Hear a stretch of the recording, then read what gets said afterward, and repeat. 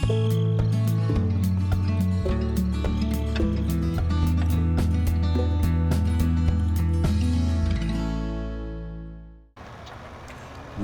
to Thueringer for Farming Simulator 15. We now continue in our reading of The Octopus, a story of California by Norris, Chapter 2. "What do you mean?" demanded Heron. "The plows are here. We have nothing more to do with the railroad. I'm going to have my wagons down here this afternoon." "I am sorry," answered S. Behrman, "but the cars are going north, not as you thought, coming from the north. They have not been to San Francisco yet." Magnus made a slight movement of the head, as one who remembers a fact hitherto forgotten. But Heron was as yet unenlightened. "To San Francisco," he answered. "We want them here. What are you talking about?" "Well, you know, of course, the regulations," answered S. Behrman. "Freight of this kind coming from the eastern points into the state must go first to one of our common points and be reshipped from there." Heron did remember now, but never before had the matter so struck home. He leaned back in his seat in dumb amazement for the instant. Even Magnus had turned a little pale. Then, abruptly, Heron broke out, violent and raging. "What next? My God, why don't you break into our houses at night? Why don't you steal the watch out of my pocket? Steal the horses out of the harness? Hold us up with a shotgun? Yeah, stand and deliver. Your money or your life. Here we bring our plows from the east over your lines, but you're not content with your long-haul rate between eastern points and Bonneville. You want to get us under your ruinous short-haul rate between Bonneville and San Francisco and return. Think of it. Here's a load of stuff for Bonneville that can't stop at Bonneville, where it is consigned, but it has got to go up to San Francisco first by way of Bonneville at 40 cents per ton and then be reshipped from San Francisco back to Bonneville again at 51 cents per ton, the short-haul rate. And we have to pay it all or go without. Here are the plows right here, in sight of the land that they have got to be used on. The season just ready for them, and we can't touch them. Oh!" he exclaimed in deep disgust. "Isn't it a pretty mess? Isn't it a farce, the whole dirty business?" S. Behrman listened to him unmoved, his little eyes blinking under his fat forehead, the gold chain of hollow links clinking against the pearl buttons of his waistcoat as he breathed. "It don't do any good to let loose like that, Heron," he said at length. "I am willing to do what I can for you. I'll hurry the plows through. But I can't change the freight regulation of the road." "What's your blackmail for this?" vociferated Heron. "How much do you want to let us go? How much have we got to pay you to be allowed to use our own plows?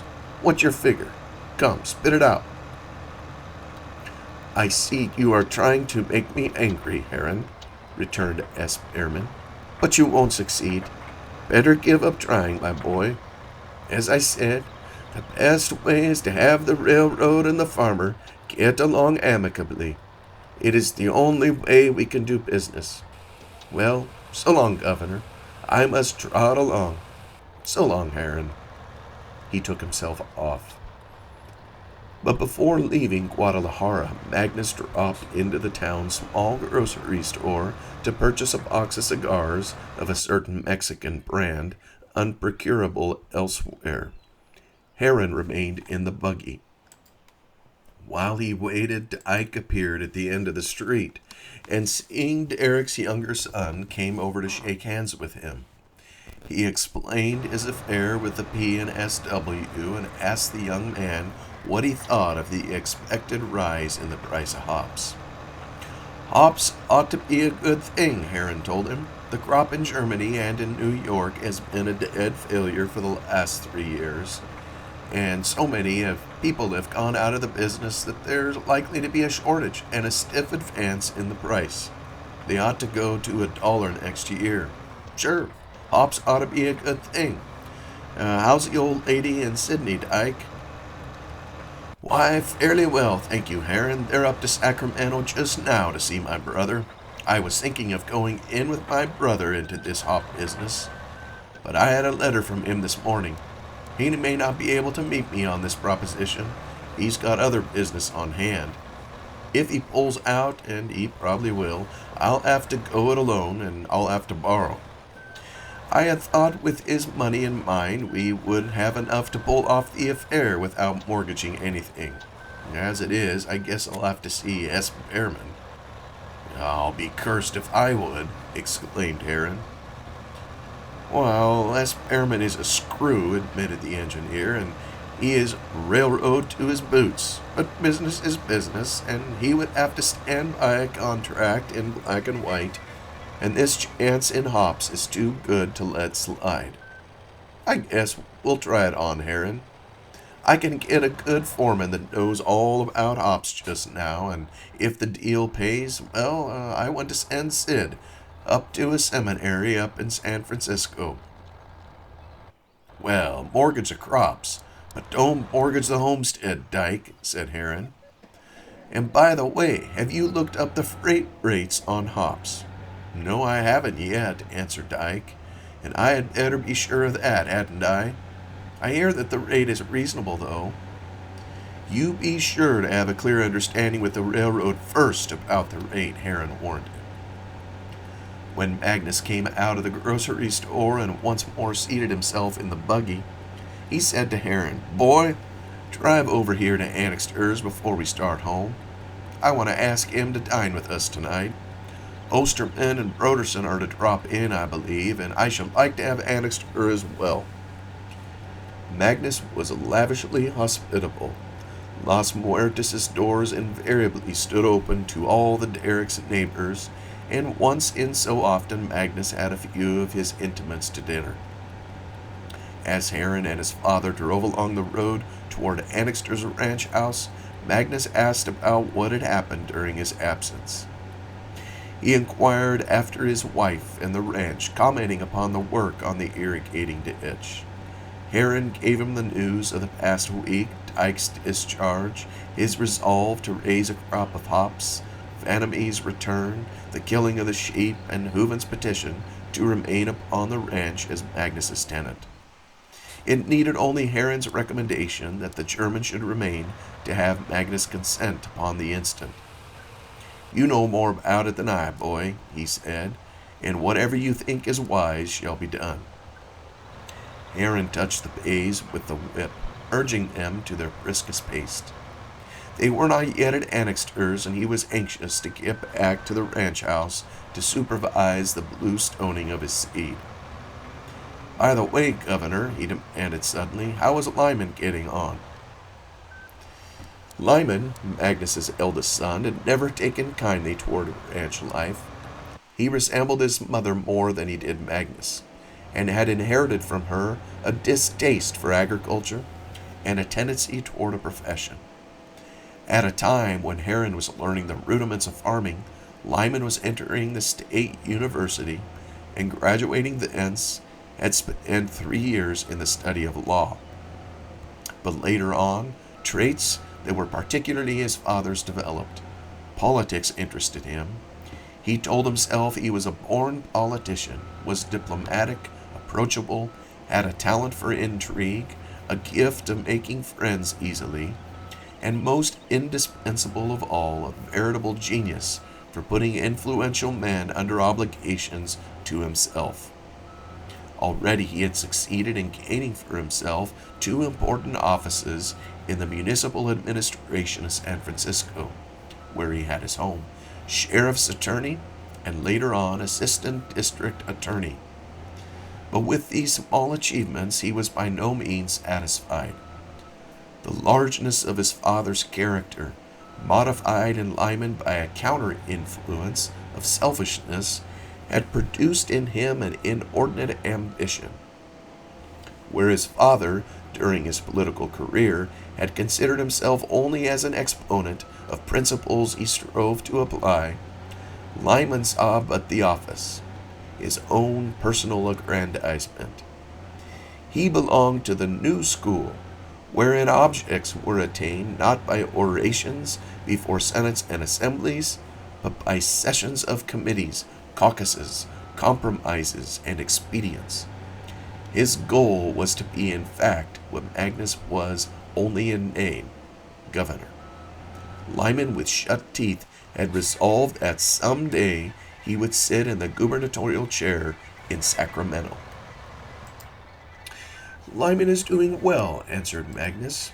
I could wish he was more pronounced in his convictions, less willing to compromise, but I believe him to be earnest and to have a talent for government and civics. His ambition does him credit, and if he occupied himself a little more with means and a little less with ends, he would, I am sure, be the ideal servant of the people. But I am not afraid. The time will come when the state will be proud of him. As Heron turned the team into the driveway that led up to Annixter's house, Magnus remarked, "Heron, isn't that young Annixter himself on the porch?" Heron nodded and remarked, "By the way, Governor, I wouldn't seem too cordial in your invitation to Annixter. He will be glad to come, I know. But if you seem to want him too much, it is just like his confounded obstinacy to make objections."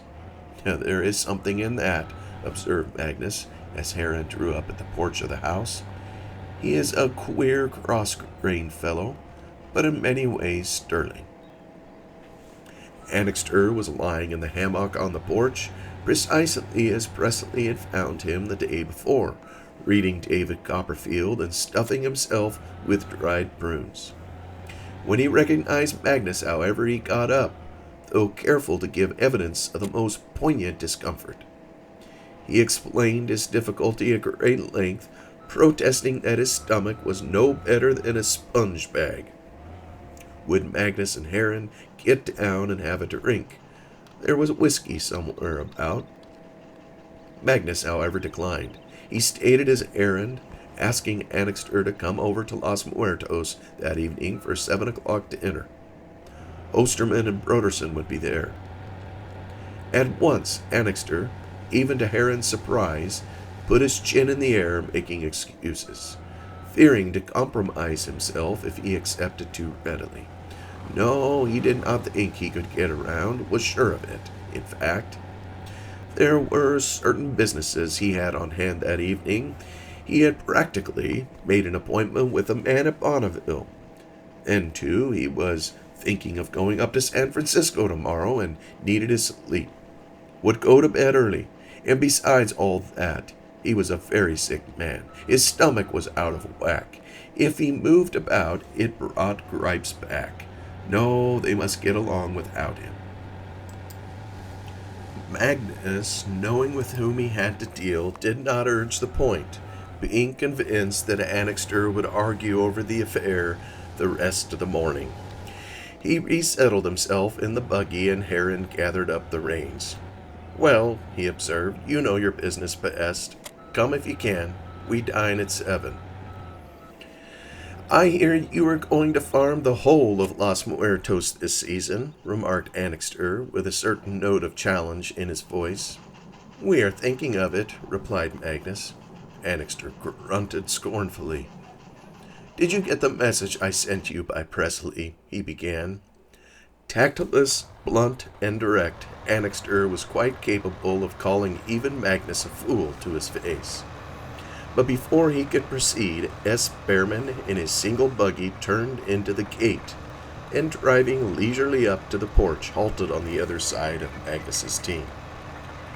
"Good morning, gentlemen," he remarked, nodding to the two derricks as though he had not seen them earlier in the day. "Mr. Annixter, how do you do?" "What in hell do you want?" demanded Annixter with a stare. S. Behrman hiccuped slightly and passed a fat hand over his waistcoat.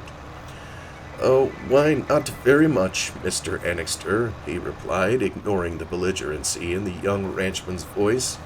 "But I will have to lodge a protest against you, Mr. Annixter, in the matter of keeping your line fence in repair.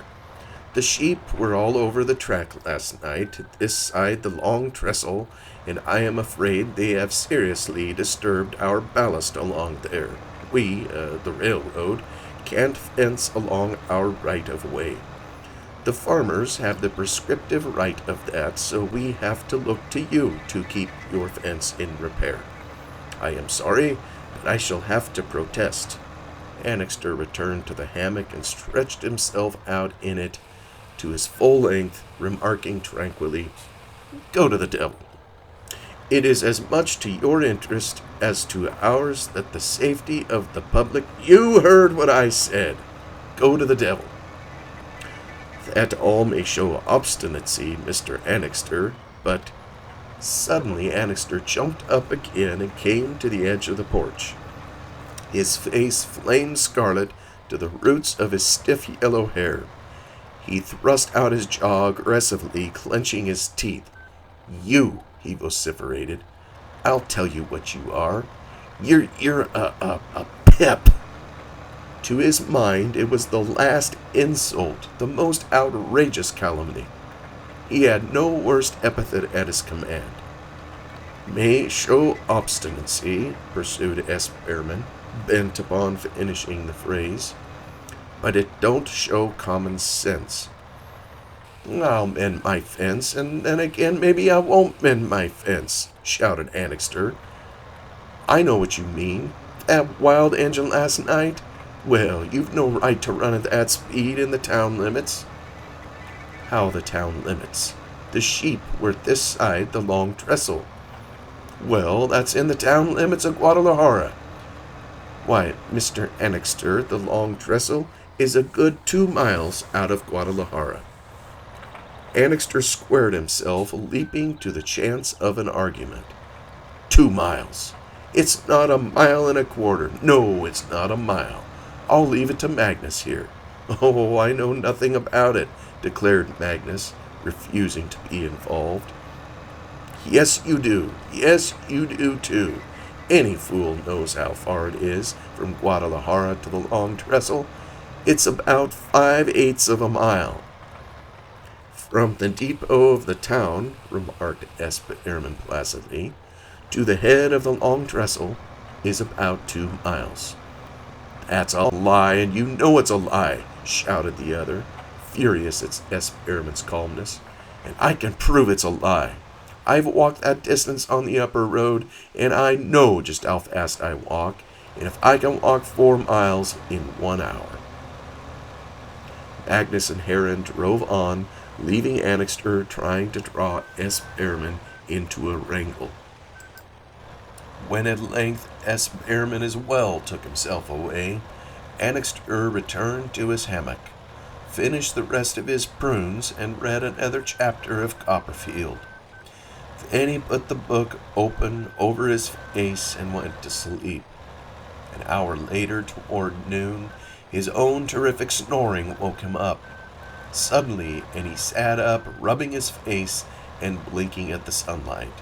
There was a bad taste in his mouth from sleeping with it wide open, and going into the dining room of the house, he mixed himself a drink of whiskey and soda and swallowed it in 3 great gulps. He told himself that he felt not only better but hungry, and pressed an electric button in the wall near the sideboard 3 times to let the kitchen, situated in a separate building near the ranch house, know that he was ready for his dinner. As he did so, an idea occurred to him. He wondered if Hilma Tree would bring up his dinner and wait on the table while he ate it. In connection with his ranch, Annixter ran a dairy farm on a very small scale, making just enough butter and cheese for the consumption of the ranch's personnel. Old Man Tree, his wife, and his daughter Hilma looked after the dairy.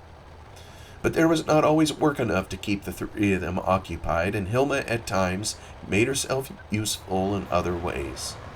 As often as not, she lent a hand in the kitchen, and 2 or 3 times a week she took her mother's place in looking after Annixter's house, making the beds, putting his room to rights, bringing his meals up from the kitchen. For the last summer she had been away visiting with relatives in one of the towns on the coast. But the week previous to this, she had returned, and Annixter had come upon her suddenly one day in the dairy, making cheese, the sleeves of her crisp blue shirt waist rolled back to her very shoulders. Annixter had carried away with him a clear-cut recollection of those smooth white arms of hers, bare to the shoulder, very round and cool and fresh. He would not have believed that a girl so young should have had arms so big and perfect. To his surprise, he found himself thinking of her after he had gone to bed that night, and in the morning when he woke, he was bothered to know whether he had dreamed about Hilma's fine white arms overnight. Then abruptly, he had lost patience with himself for being so occupied with the subject, raging and furious with all the breed of females, a fine way for a man to waste his time. He had had his experience with the timid little creature in the glove-cleaning establishment in Sacramento. That was enough. Females rot. None of them in his, thank you. He had seen Hilma Tree give him a look in the dairy. Aha, he saw through her. She was trying to get a hold on him, was she? He would show her. Wait till he saw her again. He would send her about her business in a hurry. He resolved upon a terrible demeanor in the presence of the dairy girl, a great show of indifference, a fierce masculine nonchalance. And when the next morning she brought him his breakfast, he had been smitten dumb as soon as she entered the room, gluing his eyes upon his plate, his elbows close to his side, awkward, clumsy, overwhelmed with constraint. While true to his convictions as a woman-hater and genuinely despising Hilma both as a girl and as an inferior, the idea of her worried him. Most of all, he was angry with himself because of his inane sheepishness when she was about. He at first had told himself that he was a fool not to be able to ignore her existence, as hitherto, and then that he was a greater fool not to take advantage of his position. Certainly he had not the remotest idea of any affection, but Hilma was a fine-looking girl. He imagined an affair with her. As he reflected upon the matter now, scowling abstractedly at the button of the electric bell, turning the whole business over in his mind, he remembered that today was butter-making day, and that Mrs. Tree would be occupied in the dairy. That meant that Hilma would take her place. He turned to the mirror of the sideboard, scrutinizing his reflection with grim disfavor. After a moment, rubbing the roughened surface of his chin the wrong way, he muttered to his image in the glass, "That mug, good Lord, what a looking mug!" Then after a moment's silence, "Wonder if that fool female will be up here today." He crossed over into his bedroom and peeped around the edge of the lowered curtain. The window looked out upon the skeleton-like tower of the artesian well and the cookhouse and dairy house close beside it. As he watched, he saw Hilma come out from the cookhouse and hurry across toward the kitchen. Evidently she was going to see about his dinner, but as she passed by the artesian well, she met young Delaney, one of Annixter's hands, coming by the trail by the irrigating ditch, leading his horse toward the stables, a great coil of barbed wire in his gloved hands, and a pair of nippers thrust into his belt. No doubt he had been mending the break in the line fence by the long trestle. Annixter saw him take off his wide-brimmed hat as he met Hilma, and the two stood there for some moments talking together. Annixter even heard Hilma laughing very gaily at something Delaney was saying. She patted his horse's neck affectionately, and Delaney, drawing the nippers from his belt, made as if to pinch her arm with him. She caught at his wrist and pushed him away, laughing again. To Annixter's mind, the pair seemed astonishingly intimate. Brusquely his anger flamed up. Ah, that was it, was it? Delaney and Hilma had an understanding between themselves. They carried on their affair right out there in the open under his very eyes. It was absolutely disgusting. Had they no sense of decency, those two? Well, this ended it. He would stop that sort of thing short off. None of that on his ranch if he knew it. No, sir. He would pack that girl off before he was a day older. He wouldn't have that kind about the place. Not much. She'd have to get out. He would talk to Old Man Tree about it this afternoon. Whatever happened, he insisted upon morality. "And my dinner," he suddenly exclaimed. "I've got to wait and go hungry and maybe get sick again while they carry on their disgusting lovemaking." He turned about on the instant, and striding over to the electric bell, rang it again with all his might.